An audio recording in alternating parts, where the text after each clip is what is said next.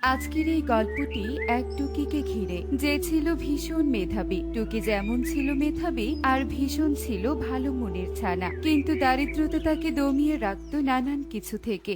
কিরে মা টুকি, তোর পড়াশোনা শেষ হলো? মোমবাতি তো একদম শেষের দিকে, এক্ষুনি মনে হয় নিভে যাবে। কি করে পড়বি এখন? সেটাই তো ভাবছি মা, আমার এখনো অনেক পড়া বাকি আছে। এদিকে মোমবাতিও শেষের দিকে। রোজ রোজ আমার এসব একদম ভালো লাগে না। সবাই বাড়িতে কত সুন্দর বিদ্যুৎ। কি করবি রে মা টুকি বল? আমরা হলাম গরিব পাখি, তাই সবার বাড়িতে বিদ্যুৎ থাকলেও আমাদের বাড়িতে নেই। এখন আয়, ঘুমিয়ে পড়, কাল সকালে পড়তে বসবি। টুকি মায়ের কথায় বই বন্ধ করে ঘুমিয়ে পড়ে, যাতে সকালে ভোরের আলো ফুটতেই আবার পড়তে বসতে পারে। এভাবেই রাত কেটে যায় আর রাতের পর দিন কেটে যায়, কিন্তু টুনিদের অভাব দূর হয় না। কিরে টুনি, সেই তখন থেকে দেখছি তুই আমাদের আশেপাশে ঘুরঘুর করছিস। কি চাইছিস তুই আমাদের কাছে বলতো? দিদি, জানোই তো ও হলো গরিব পাখি, নিশ্চয়ই কোনো সাহায্যের জন্য এসেছে আমাদের কাছে। বলে ফেল টুনি, বলে ফেল, কি চাই তোর? আসলে দিদিরা, জানোই তো আমাদের বাড়িতে কোনো বিদ্যুৎ নেই। আমার মেয়েটা পড়াশোনা করতে অনেক ভালোবাসি, যদি তোমাদের বাড়ি থেকে বিদ্যুতের লাইন দিতে তাহলে খুব উপকার হতো। ছেঁড়া কথা গায়ে দিয়ে লাখ টাকার স্বপ্ন দেখা। জানিস বিদ্যুৎ বিল কত আসে? তুই পারবি বিদ্যুৎ বিল দিতে? বাদ দে কাকুলি, ওরা মা মেয়ে তো দুবেলা দুমুঠো খাবার খেতেই পারে না, বিল দেবে কি করে? শোন টুনি, তোর জন্য মোমবাতির আলোই যথেষ্ট। চল কাকুলি। পাখিরা টুনিকে ঘিরে নানান হাসি ঠাট্টা করে চলে যায়, আর টুনি ভীষণ কাঁদতে থাকে আর সেদিক দিয়েই কাজে চলে যায়। এভাবেই দিন কাটতে থাকে। একি রে মা, তুই এভাবে কাঁদছিস কেন? কি হয়েছে মা আমার? তোকে কি কেউ কিছু বলেছে নাকি কেউ বকেছে? বল আমাকে। আজকে স্কুলে পড়া দিতে পারিনি আমি মা, তাই ম্যাডাম আমাকে অনেক বকা দিয়েছে। আমার খুব কষ্ট হচ্ছে মা। হায় সৃষ্টিকর্তা, তুমি সাহায্য করো, সাহায্য করো তুমি। এভাবে রোজ রোজ অন্ধকারে যে থাকতে আমার আর ভালো লাগে না। কেঁদো না মা, তুমি আর কেঁদো না। তুমি কাঁদলে যে আমার অনেক খারাপ লাগে। মা মেয়ে ভীষণ মন খারাপ করে থাকে। এভাবেই দিন কাটতে থাকে। মা মেয়ের অভাব যেন দরজায় আরো কড়া নাড়তে থাকে। তারা কোনোভাবে তাদের খাবারটুকু জোগাড় করত। টুনির প্রত্যেকটি দিন ছিল ভীষণ রকমের সংগ্রামের। মা টুকি, তোর আজকে খুবই কষ্ট হচ্ছে তাই না রে মা? বিশ্বাস কর, আজকে মোমবাতি কেনার মতো কোনো টাকা ছিল না আমার কাছে।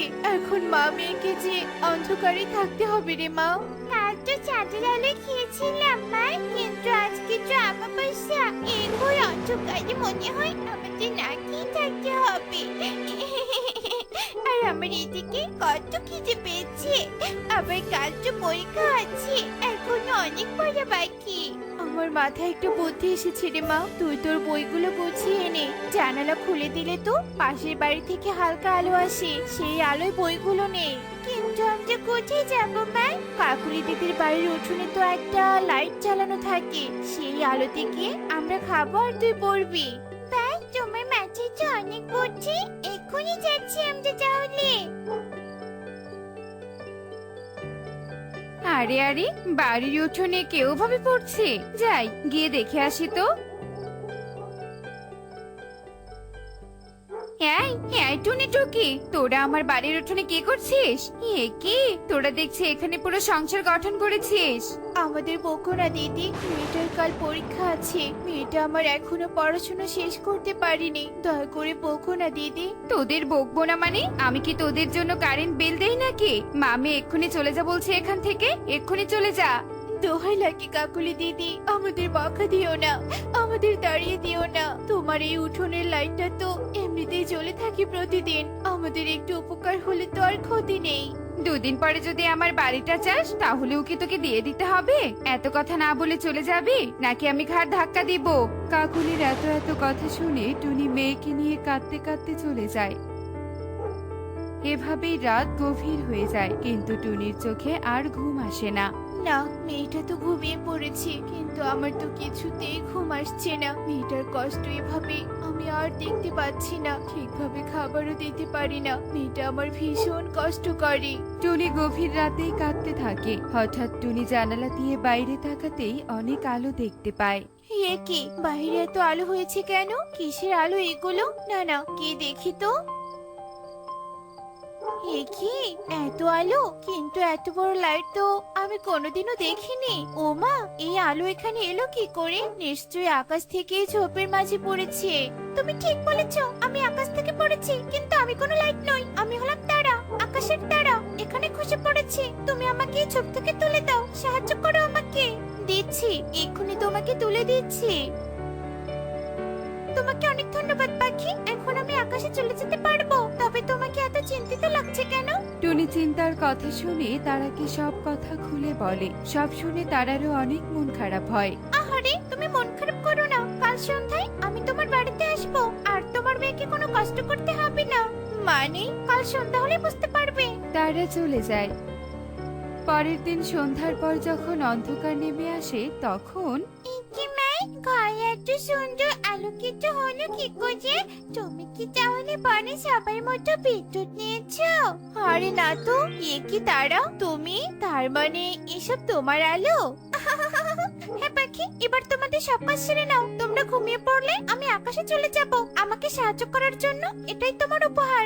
তারার কথা শুনে মামি ভীষণ খুশি হয় আর টুকি আনন্দে আত্মহারা হয়ে নাচতে থাকে। টুনিও মেয়ের এমন খুশি দেখে ভীষণ আনন্দ পায়। এভাবেই বেশ কিছুক্ষণ কেটে যায়। এদিকে টুনিরা ঘুমিয়ে পড়লে তারা চলে যায়। এভাবেই দিন কাটতে থাকে। তারা প্রতিদিন এসে টুনিদের আলো দিয়ে চলে যেত। একদিন, উফ বাবা, আজ কয়েকদিন হলো রোজ বিদ্যুৎ চলে যাচ্ছে কয়েক ঘন্টার জন্য। এভাবে কি অন্ধকারে বসে থাকা যায়? ধুর ধুর, আর ভালো লাগে না। এ কি, বাইরে ওসব কিসের আলো? দেখি তো। এ কি, টুনির বাড়িতে তো এতদিন বিদ্যুৎ ছিল না, তাহলে আজ হঠাৎ এত আলো কেন? তার উপর আমাদের সবার বাড়ি এত অন্ধকার। না না, বনের সবাইকে ডেকে নিয়ে আসতে হয় তো। কাকুলি বনের সবাইকে ডেকে চুপি চুপি টুনির বাড়ির কাছে যায়। তোমারই উপহার আমি কোনোদিনও ভুলবো না তারা, তুমি সত্যি অনেক ভালো। ও মা, টুনিকে আজকাল তারা আলো দিচ্ছে, কি সুন্দর আলো!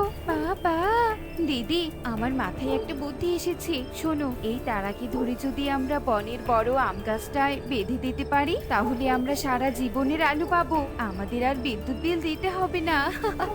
আরে বাহ, দারুণ বুদ্ধি তো। তাহলে আর দেরি কেন, এক্ষুনি বস্তা নিয়ে চলো সবাই। পাখিরা লোভের বশে একটা বস্তা নিয়ে তারাকে বাঁধতে চলে যায়। এ কি, তোমরা এখানে কেন? তোমরা বুঝি তারাকে দেখতে এসেছো? না, আমরা তারাকে বাঁধতে এসেছি। না না, তোমরা এমনটা করো না, করো না তোমরা এমনটা। দাঁড়াও টুনি, তুমি কেঁদো না। এই পাখিরা আমার কিছুই করতে পারবে না, বরং এরা আমার মিষ্টি আলো দেখেছে, এবার আমার আলোর তীব্রতা দেখবে। টুনি, তুমি তোমার মেয়েকে নিয়ে ঘরে যাও, এদের আমি উচিত শিক্ষা দিব। টুনি মেয়েকে নিয়ে ঘরে চলে যেতেই তারা তার আলোর তীব্রতা ছড়িয়ে দেয়। ওরে বাবারে সুখী দিদি, আমি কিছু দেখতে পাচ্ছি না। পালাও দিদি, পালাও! পাখিরা আলোর তীব্রতায় চোখ ধরে কোনো মতে পালিয়ে যায় আর তারা ভীষণ হাসতে থাকে। এরপর থেকে তারাকে আর কেউ ধরতে আসে না।